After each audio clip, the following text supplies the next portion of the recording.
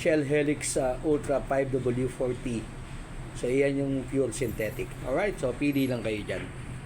Meron naman nasa galon, 4 liters na yung isang galon. So ayan yung kilometer reading niya, no?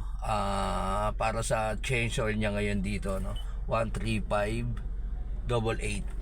And time check tayo, ayun, 8:45 ng umaga, June 3, 2024. So bali first time to na magpapa-change oil tayo sa labas after ng mga free PMS sa Toyota. Kasi alam naman natin pag doon medyo may kamahalan. So kailangan natin magtipid. Kaya itatry natin dito sa Shell. Bali yung gagamitin nating oil is 5W40 na fully synthetic. So bali yung kinuha natin is 8 bottles, 8 liters, pero yung ano nito, yung quantity nito siguro mga 7.5 liters lang. Ganun kasi yung ginagamit ng Toyota. Yung 8 liters or yung 2 gallons na ginagamit nila, lagi may sobra. So it means around 7.5 liters lang yung nagagamit. Pag hindi mo ginagamit 10 months, ipapa-change oil mo siya ulit after 10 months. Tapos sa kilometers naman is 10,000 kilometers. So very clear dapat sa atin yun, ano? So sundin lang natin yung mga advices ng mga expert, yung mga mekaniko, syempre para maprotektahan natin yung mga sasakyan natin. So yun, ulitin ko lang, ano? So kung hindi masyadong ginagamit 10 months, kinakailangan ibalik mo siya, pa-change oil mo siya ulit.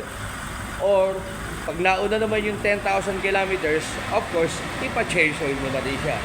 As per advice siya ng mekaniko dito sa Shell. Ito naman yung yung oil filter na ikakabit natin. So bali ito lang yung dala ko, binili ko to sa Toyota mismo. Para siguradong hindi sasablay. And gagawin ko na lang sample yung bali tatanggalin nila.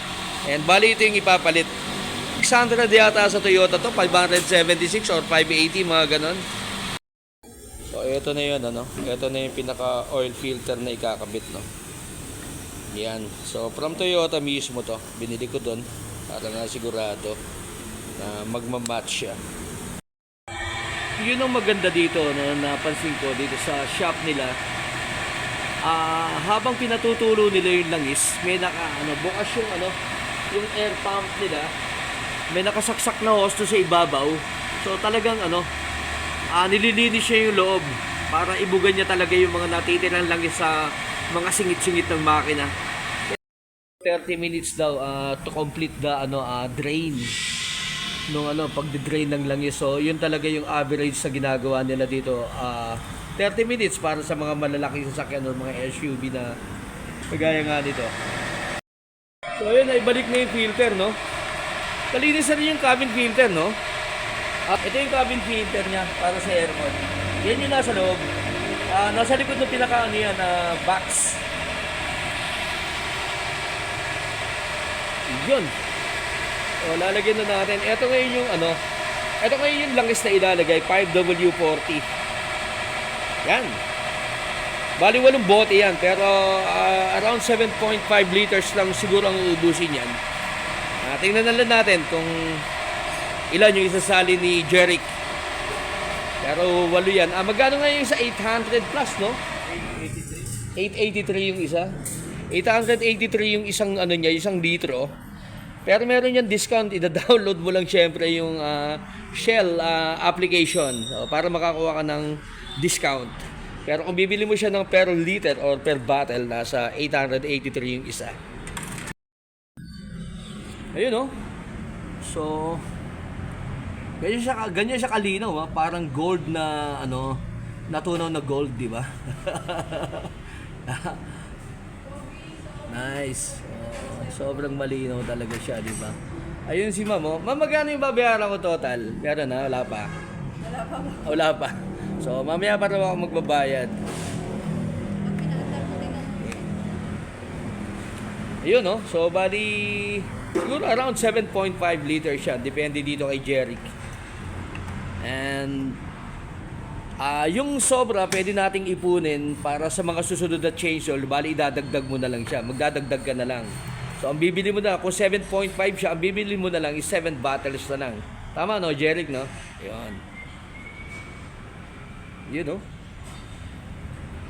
So, yan yun, ano, 8 yan. Bali, 8 bote yan. Time check tayo, 9:35 na ng umaga. So, nag-start tayo, Jeric, around 8:45 yun, ano? Mga 8:45 siya nagsimula, 9:35 na. 10 minutes na lang, bali mag-iisang oras na ako dito sa shop. Ito na siya, sir eh. Nandiyan na siya. So, lampas na siya doon sa pinaka-maximum na may dot na sa ibabaw. Kasi ito yung second dot o yung marker niya. So, ito yung pinaka-maximum niya dapat, di ba? Ito yung pinaka-maximum.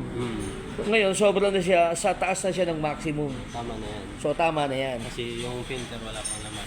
Yun yung papasok. So, doon papasok. So, okay na yan. So, okay lang. Bukas, pag chinek ko siya, dapat, Ngayon sa umaga, dapat anong level niya? Dapat, pangalawang sakto lang dapat doon sa pangalawang dot. So, yun, checkin natin siya bukas ang umaga. Dapat sumakto lang siya doon sa pangalawang dot. Kasi yung sobra daw niya ngayon sa stick, bali papasok yun doon sa oil filter. So, okay na yun. Ito ngayon, ano to, i-less ko na lang to. Or less ko na lang muna to, or anong, in case halimbawa bukas ang umaga mag-check ako and then kulang, yung dati niyan lang is pwede kong ihalo, hindi. So, yun yun ha. Guys, yun yung ano, napaka-importante doon ha. Kung meron man kayo langis sa bahay ng mga sobra ng mga previous change oil ninyo, hindi nyo pwedeng dagdagan in case na magkaroon ng kulang dito sa langis niya ngayon. Dapat ang isasali ninyo is yung kapareho din ng langis na ginamit during change oil. Tama ba yun, Jeric? So, ganun. Hindi mo pwedeng salinan ng langis na nasa bahay na ginagamit mo doon sa mga previous PMS. Alright? So, kung meron man kayo noon, siguro ipamigay nyo na. Kasi, nag-upgrade na kayo kung nag-upgrade na kayo ng langis. So ngayon, 7 liters lang exactly yung ginamit niya, which is above na doon sa pinaka-dot niya, sa pinaka-marker niya. Kaya check ko na lang din bukas. Pinadar ko naman yung makina ngayon para ma-check niya ngayon kung meron mga possible leakage. So, ayan. Time check, 9:40. Exactly, ayan, no? So, ibig sabihin, almost 1 hour talaga yung naging service niya, yung process. So, ganun siya katagal. Pero okay naman and okay na okay yung trabaho. Kaya, no problem. Basta importante, good job. And tama yung trabaho. So, yun yun. Okay, muli, 13588 lang yung kilometers niya. And, yun. So, good for, ano na to, 10 months or 10,000 kilometers. So, alright. So, hanggang dito na lang muna muli. And, bye-bye. Pinakamasakit na part ng pagpapa-change oil. Yung yung last part ng pagpapa-change oil is yung payment. So, ito yung pinakamasakit sa lahat. Kasi, ihanda mo na yung wallet mo. So, dito sa nangyaring change oil, na ginamitan nga ng fully synthetic, 7 liters lang, no? 7 liters lang yun na isalin ng mekaniko. Kaya ibinalik ko yung, kaya ibinalik ko tong isa, ayan. But in case na magkulang, bukas i-check ko yung oil na, bibili na lang siguro ako para magdagdag. And eto na ngayon yung niya ngayon, yung resibo, yung job order. Oh. So how much? 6,783. Na-less na dito ma'am yung isang bote? Okay, so na-less na yung isang bote and may babawasin pa siya dito na yung discount. So, bali mababawasan pa to ng 10%.